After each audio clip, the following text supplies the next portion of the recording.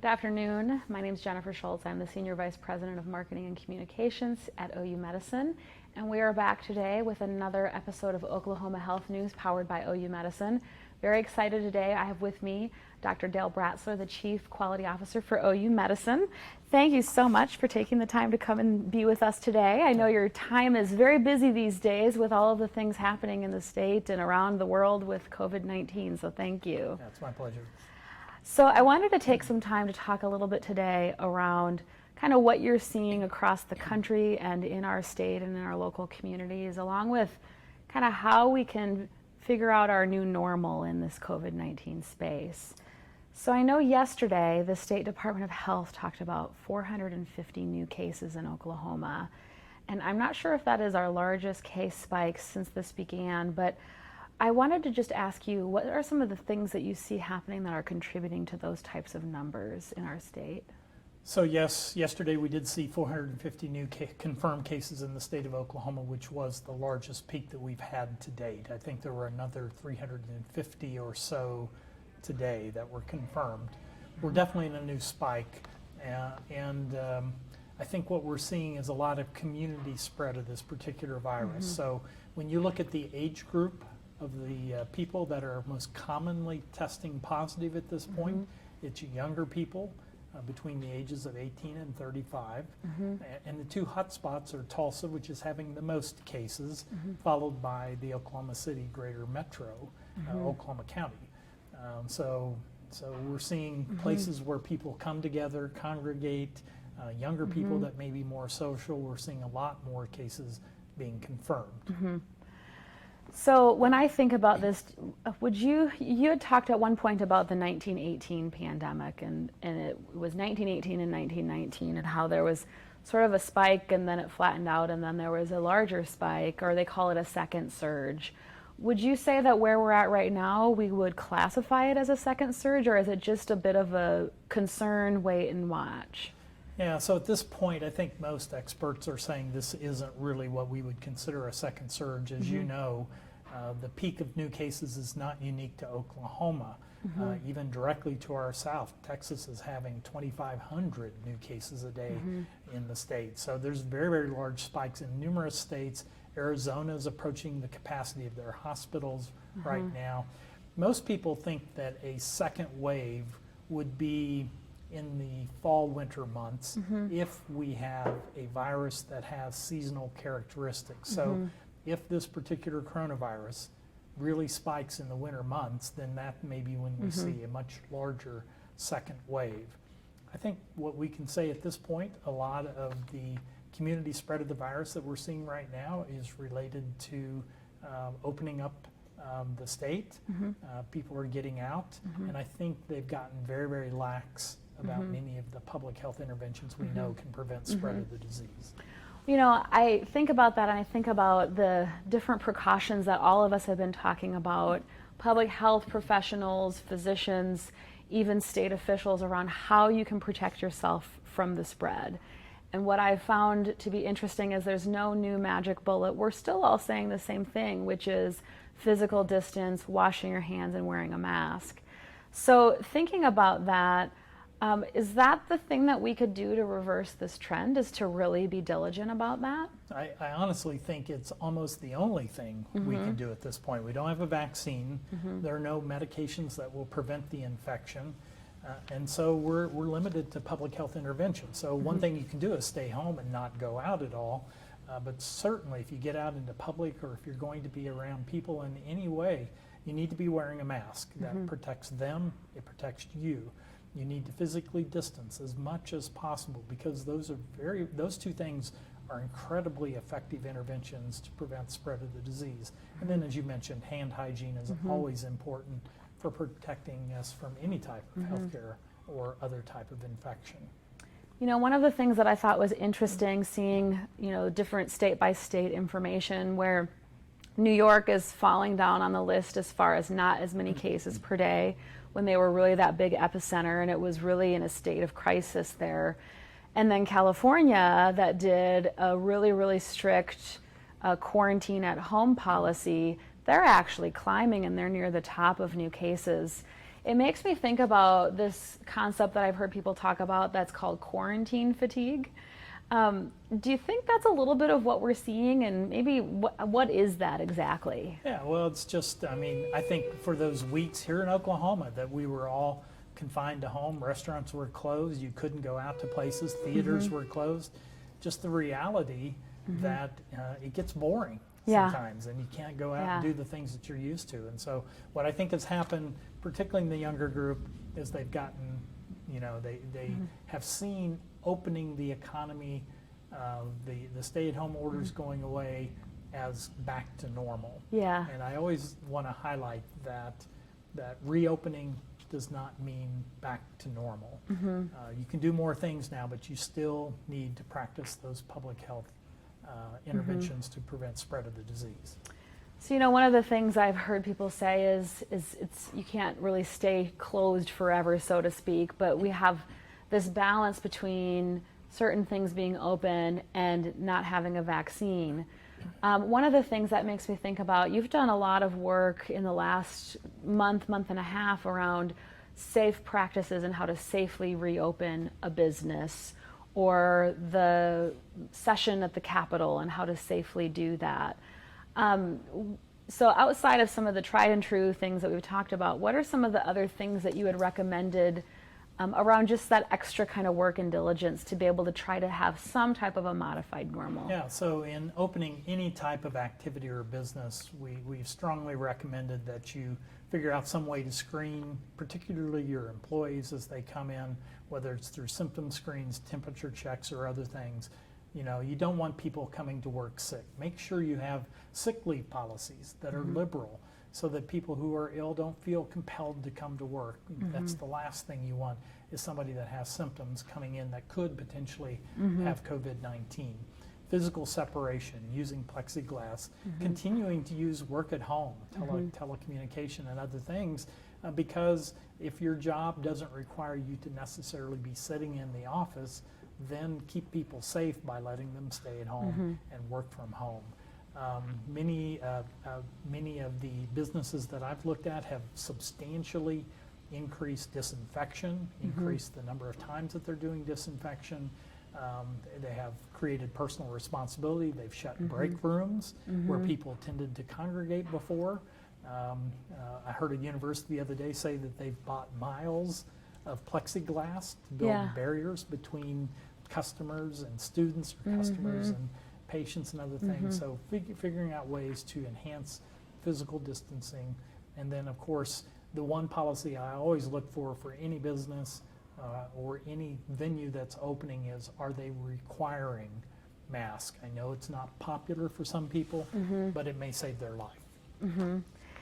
You know, when I think about masking, you know, you talked before about how it is probably one of the biggest things that you can do to protect people from the virus. And you came in a mask today, and I have my mask today as well. I wear a mask every day.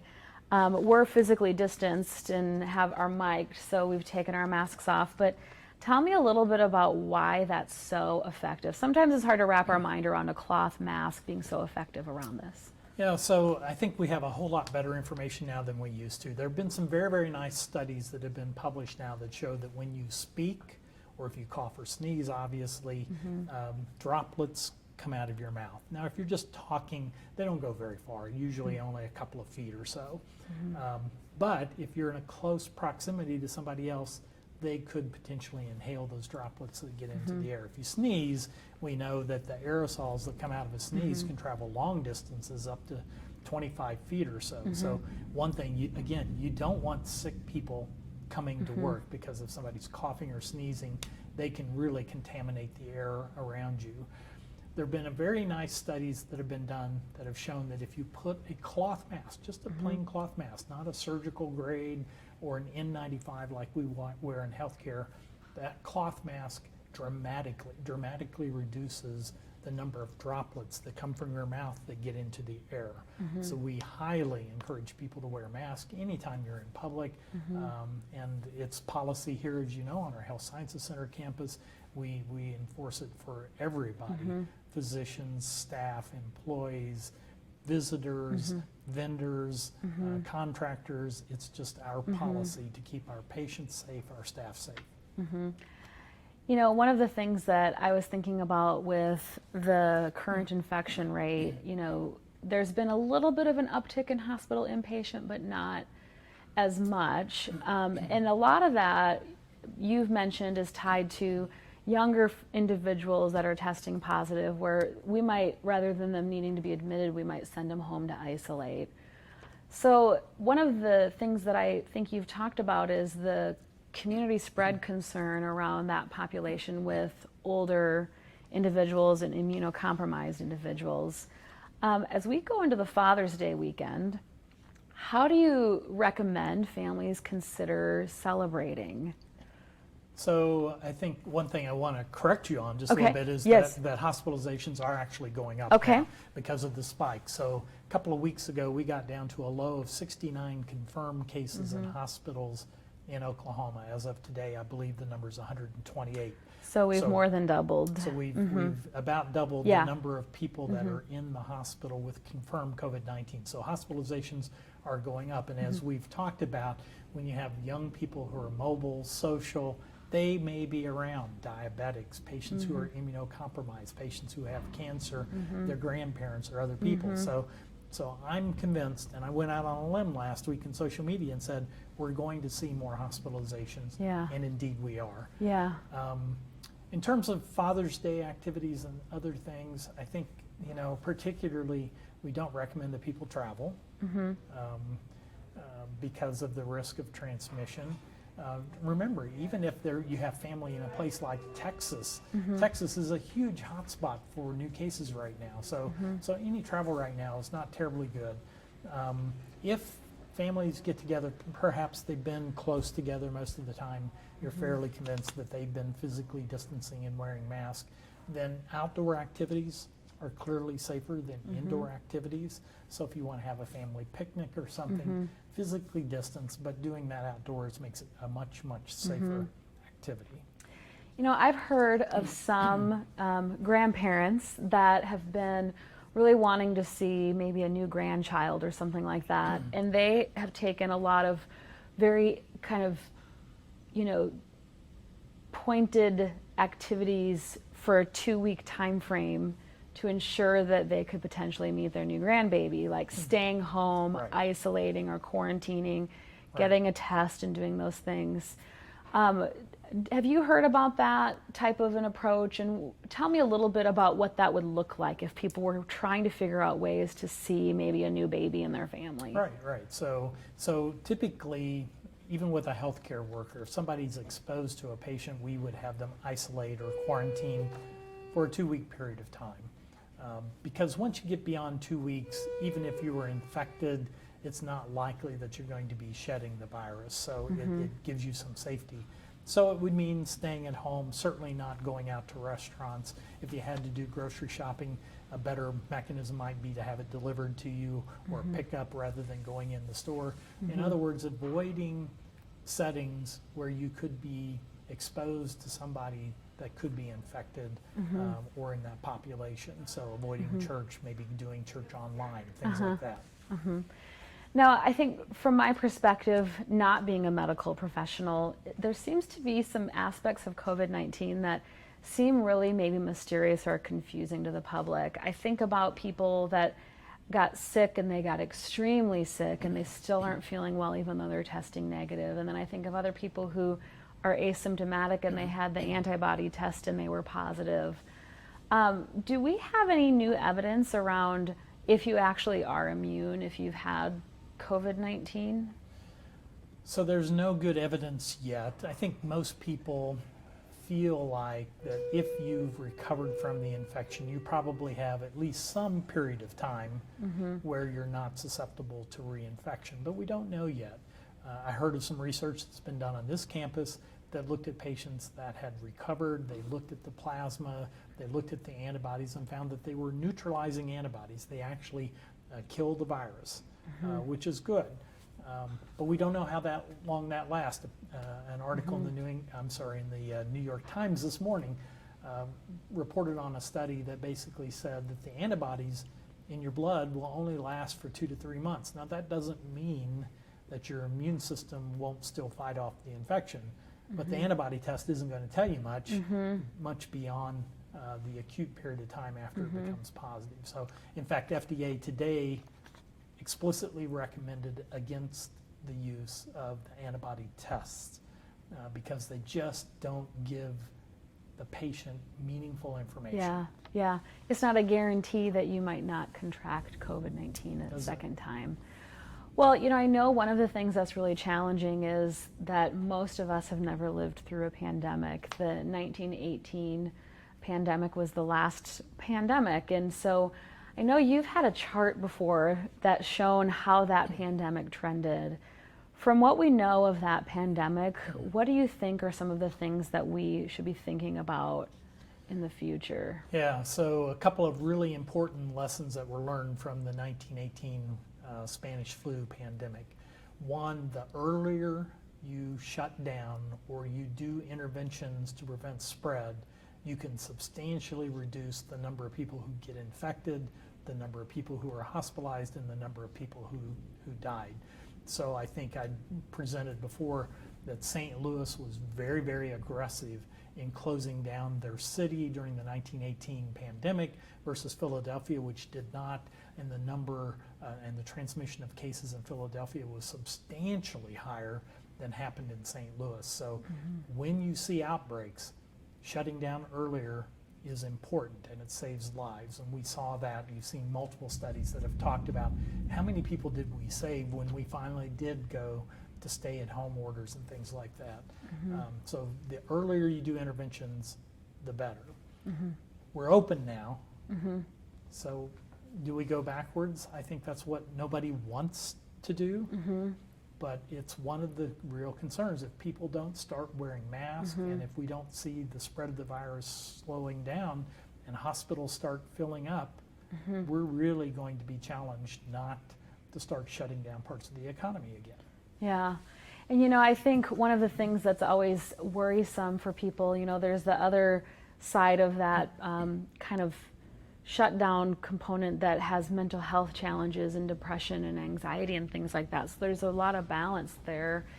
And the thing that I'm hearing you say is that right now people need to be thinking about personal responsibility of wearing their mask, washing hands, staying home when they can, and just being very, very careful and doing that extra due diligence of COVID-19 universal precautions. What are some of the things that you're telling your family and friends in this kind of new last week where we've had kind of a new wave of cases? Yeah, so I think we had started doing a little bit more activity, and we decided, we actually talked last night, my wife and I, that we probably shouldn't be doing much right now going outside.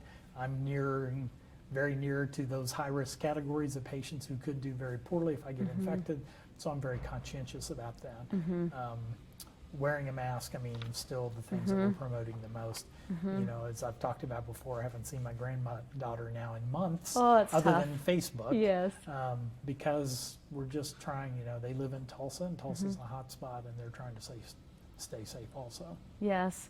Well, it's always a pleasure to speak with you about this. You give us such great tips. There's always a little bit of a silver lining, too, in thinking about how we're going to move through this together. We are going to be wearing our masks. We hope that you do, too. And we will be back next week with more Oklahoma health news. So thanks for tuning in.